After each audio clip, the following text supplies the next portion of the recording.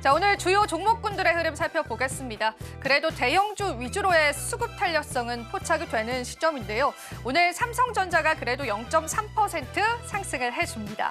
다만 장 초반 대비해서는 그 상승폭이 다소는 둔화된 모습 확인되고 있고요.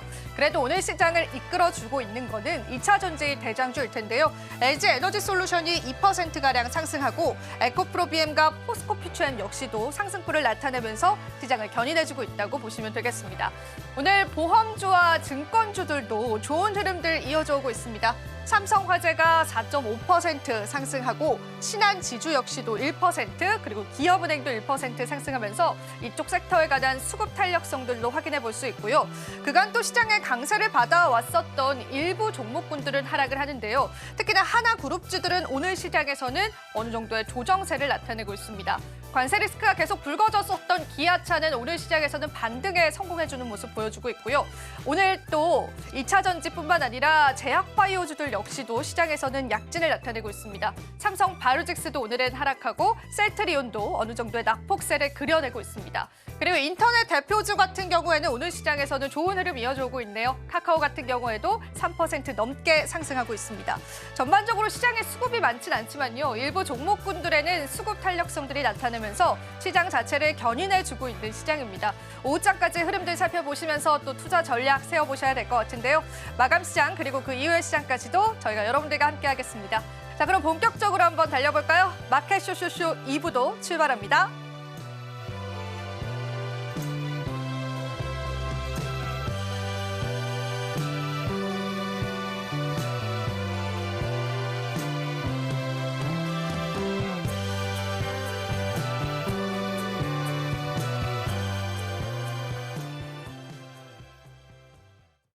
마감 시장까지 저희와 함께 보시죠. 오늘은 저희가 새로운 분을 모셨습니다. 다올 투자증권의 이성웅 차장님입니다. 차장님 안녕하세요. 네, 안녕하십니까? 네, 처음 뵙겠습니다. 자, 오늘 또 시장 어떻게 보셨는지 간략하게 시장 이야기 좀 나눠볼까요?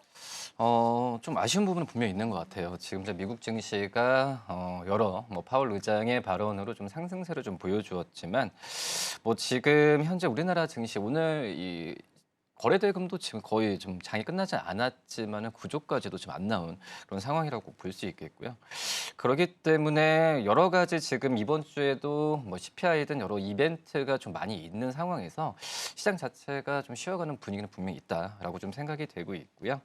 특히 이제 24일이죠. 이제 기대 인플레이션 예비치가 예정돼 있다는 점에서 봤을 때 확인하고 가자는 분위기도 좀 크다라고 좀 생각이 되고 있고 지금 최근에 이 특별한 이 주도 섹터가 좀 많이 없죠. 그전에는 저 반도체나 여러 이 다른 이 기술주들이 상승세를 이끌었다고 한다면 오늘 같은 경우에는 이 어떤 종목 업종별로 큰 변화폭이 나오지 않았다는 점에서 봤을 때는 주 초이긴 하지만 좀 이번 주에 좀 관망하는 심리가 좀 많이 작용하고 있지 않나라고 생각이 됩니다. 시장의 다양한 리스크들을 확인하고 가자 이런 관점에서 우리 시장이 펼쳐지고 있습니다. 그래도 조금 두드러지는 부분들은 2차 전지주들의 일부 반등인 것 같아요. 이런 기조들은 어떻게 좀 해석을 하고 계실까요? 네, 우선 2차 전지 쪽은 아직까지 실적에 대한 물음표는 계속 달리고 있는 그런 상황이라고 볼 수 있겠고요.